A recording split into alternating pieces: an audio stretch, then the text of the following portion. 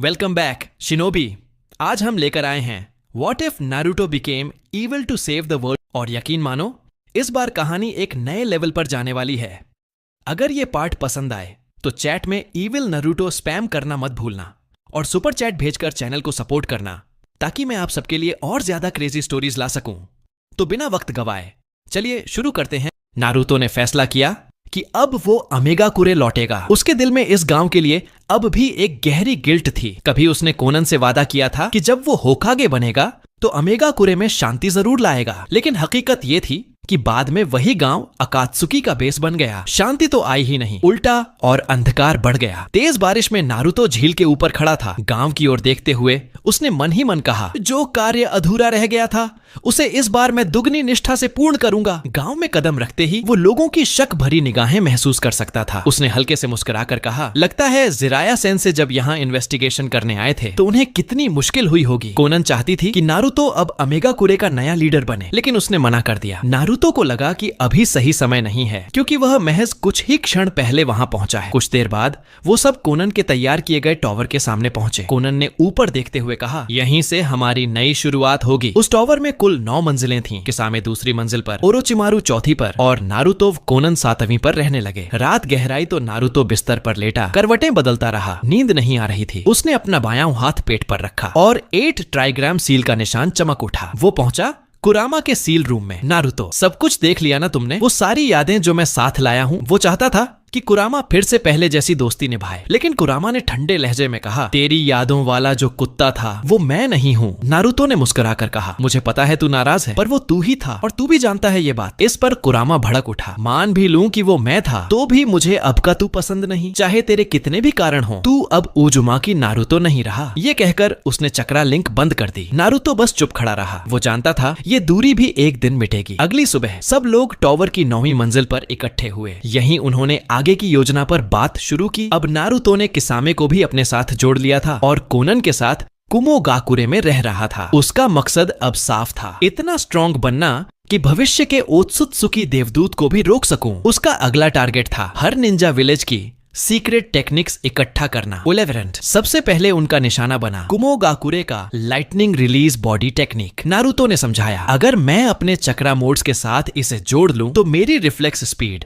और ताइजुत्सु एक नए लेवल पर पहुंचेंगे। मिशन शुरू करने से पहले उसने टीम का नाम रखा म्योशो, मतलब अंधेरे में रहकर भी दिल में रोशनी रखना। कोनान हल्का मुस्कुराई, अब हमारे बीच भी उजाले और साये की पहचान तय हो गई है। इसी बीच फायर नेशन के जंगलों में एक गुफा के अंदर ओबितो बेचैनी से इंतजार कर रहा था। अचानक ब्लैक जेत्सु आया। वो चौंकाने वाली खबरें लाया था। किसामे ने धोखा दे दिया है और अब वो नारुतो के साथ है। किलर बी भी कुमोगाकुरे लौट चुका है। ओबितो ने गहरी आवाज में कहा, जिससे सबसे ज्यादा उम्मीद थी उसी ने धोखा दिया और वो भी उस इंसान का साथ देने चला गया जिससे इसकी संभावना सबसे कम थी। ये चमत्कार तो बस कोटोआ मात्सुकामी ही कर सकता है। उसे यकीन था शिसुई की दाईं आंख अब नारुतो के पास है। गुफा में माहौल और भी भारी हो गया। ओबितो धीरे धीरे उठा। अब बस एक काम बचा है, किलर बी को पकड़ना। उसकी चाल धीमी थी लेकिन किलिंग इंटेंट पूरे माहौल को जमा रहा था। इधर कुमोगाकुरे के टॉवर की 7वीं मंजिल पर नारुतो शीशे के सामने खड़ा था। अपने ऊपर पहने फायर क्लाउड रोब को देख रहा था। उसने हल्के से मुस्कुराकर कहा, तो अब असली खेल शुरू होता है। कोनन ने हथेली खोली। उसके हाथ में वो रिंग थी जो कभी पेन पहना करता था। वो बोली, अब तुम्हें ये नाम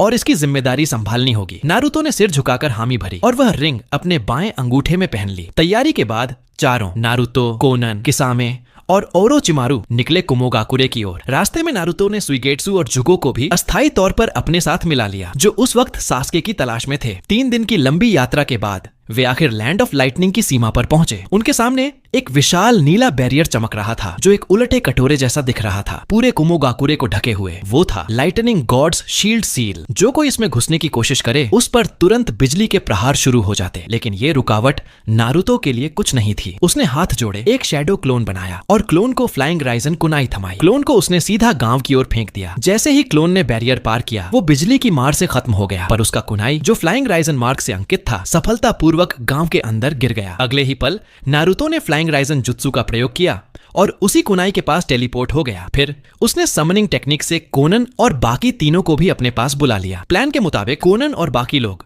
गांव में अलग अलग दिशाओं में जाकर डिस्ट्रैक्शन क्रिएट करने लगे, जबकि नारुतो का काम था सीधे राइकागे का मेंशन में घुसकर लाइटनिंग रिलीज स्क्रॉल को हासिल करना। लेकिन कुमोगाकुरे का बैरियर स्क्वाड उसी पल एक्टिव हो गया जब बैरियर ट्रिगर हुआ उन्होंने तुरंत राइकागे मैंशन की ओर एक स्पेशल टीम भेज दी। चारों दिशाओं से गरजते धमाके सुनाई देने लगे, यह साबित करते हुए कि इन्वेडर्स का लेवल असाधारण था। फौरन थंडरस साउंड ट्रांसमिशन टेक्निक से राइकागे को संदेश भेजा गया, गांव पर हमला हुआ है, तुरंत लौटो। इस बीच नारुतो ने खुद को सामूई के रूप में ट्रांसफॉर्म कर लिया और धीरे धीरे राइकागे मैंशन की ओर बढ़ा। लेकिन वहां पहले से ही डोडाई और एम्बू की पूरी टीम तैयार थी। नारुतो ने जैसे ही देखा पहचान लिया, ये वही है निंजा वॉर में चमकने वाला डोडाई अंकल। डोडाई ने उसे देखते ही कहा, बदले हुए चेहरे से सच नहीं छिपता, तुम्हारी चाल हमें पहले ही पता थी। नारुतो का ट्रांसफॉर्मेशन टूट गया और वो फायर क्लाउड पैटर्न रोप में सीधे कुमोगाकुरे की सेना के सामने खड़ा था। कुमोगाकुरे निंजा ने एक साथ लाइटनिंग रिलीज अर्थ वॉक का प्रयोग किया। नारुतो की बाईं आंख चमकी, शिनरा टेंसे।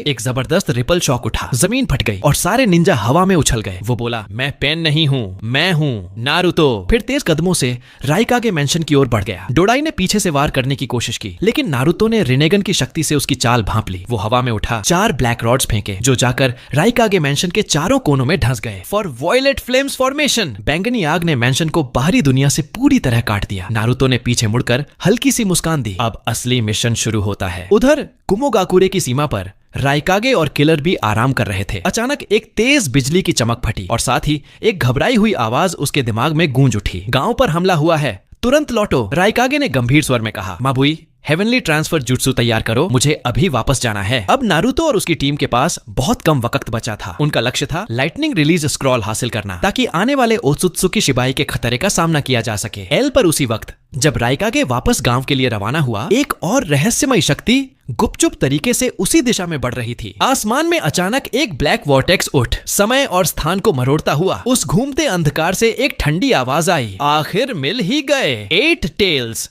जिनचुरिकी किलर बी। ओबिटो को देखकर कुमोगाकुरे के निंजा तुरंत चौकन्ने हो गए। सबसे पहले आगे बढ़ा यात्सुई। उसने अपनी निंजा तलवार जोर से घुमाई, पर जैसे ही वार किया ऐसा लगा जैसे हवा को काट दिया हो। उससे पहले कि वो समझ पाए, ओबिटो ने उसे अपनी दाईं आंख के कामुई जुत्सु से भंवर में खींच लिया। अगले ही पल ओबिटो सीधा आगे बढ़ा। डारुई ने तुरंत स्टॉर्म रिलीज लेजर सर्कस सक्रिय किया, पर सारे लेजर अटैक उसके आर पार निकल गए। पलक झपकते ही ओबिटो किलर बी के सामने पहुंच गया, हाथ सीधा उसकी ओर बढ़ाया। डारुई ने तेजी से पीछे मुड़कर lightning release black panther launch किया। काले बिजली के पैंथर भयंकर गर्जना के साथ आगे बढ़े। ओबिटो की आंखें चमक उठी। उसने एक पल में अपनी अटैक मोड को कैंसिल किया और बी के आर पार निकल गया। काले बिजली के पैंथर सीधे किलर बी से टकराए, एक जोरदार विस्फोट हुआ और वहां चारों ओर बिजली की एक लाइटनिंग जोन बन गई। ओबिटो ने ठंडी निगाह से डारुई की ओर देखा। तू जिसे क्लाउड हिडन थंडर प्रतीक चिन्ह का टैटू विरासत में मिला, वास्तव में असाधारण है। डारुई अब तक ओबिटो की कमजोरी समझ चुका था। जब वह हमला करे तभी उसे पकड़ लो। जिस क्षण वह सामने आता है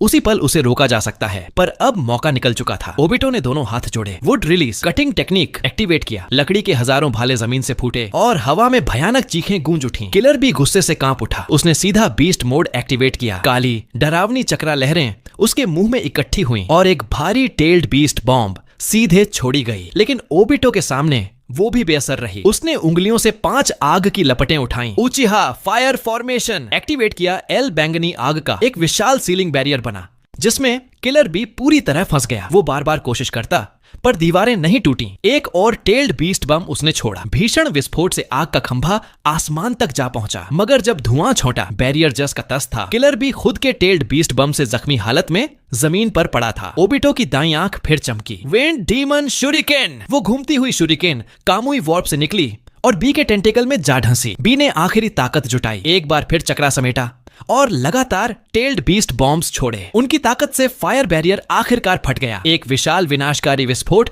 धरती को निगल गया। धुआं छंटने पर किलर भी काला पड़ा जमीन पर स्थिर था। ओबिटो झुककर बोला, 8 टेल्स जिनचुरिकी, अब तुम मेरे हो। उसी पल किलर बी ने अचानक आंखें खोली। एक लाइटनिंग रिलीज से लिपटी पेंसिल उसकी हथेली से निकली और सीधी ओबिटो के मास्क के पार जा पहुंची, पर वो भी नाकाम रहा। ओबिटो ने उसे पकड़ लिया और बी को अपने साथ खामोशी में गायब कर दिया। गांव के अंदर राइकागे आखिर लौट आया। उसने देखा सामने 4 वायलेट फ्लेम्स फॉर्मेशन जल रही थी। वो गरजा, तुमने सोचा ये मुझे रोकेगी? उसने खुद को लाइटनिंग रिलीज चाकरा मोड में लपेटा और दहाड़ते हुए डबल लैरिएट से सीधा बैरियर तोड़ डाला। अंदर नारुतो अब भी कमरों को उलट पलट कर लाइटनिंग रिलीज स्क्रोल खोज रहा था, पर हाथ कुछ नहीं लगा। अचानक दीवार टूटी। राइकागे क्रोध में दहाड़ते हुए उसकी ओर झपटा। दोनों के बीच भयंकर ताइजुत्सु मुकाबला हुआ। हर प्रहार से बिजली और चक्रा की लहरें उठी। एक वार के बीच राइकागे ठिठका तो फिर से आमने सामने। हाँ, नारुतो हल्के से मुस्कुराया। लगता है किस्मत भी हमें बार बार भिड़ाती है। राइकागे गुस्से से बौखला उठा। उसके उंगलियों के सिरे बिजली से चमकने लगे। ये है थर्ड राइकागे का सबसे घातक वार, लाइटनिंग रिलीज, हेल स्टैब,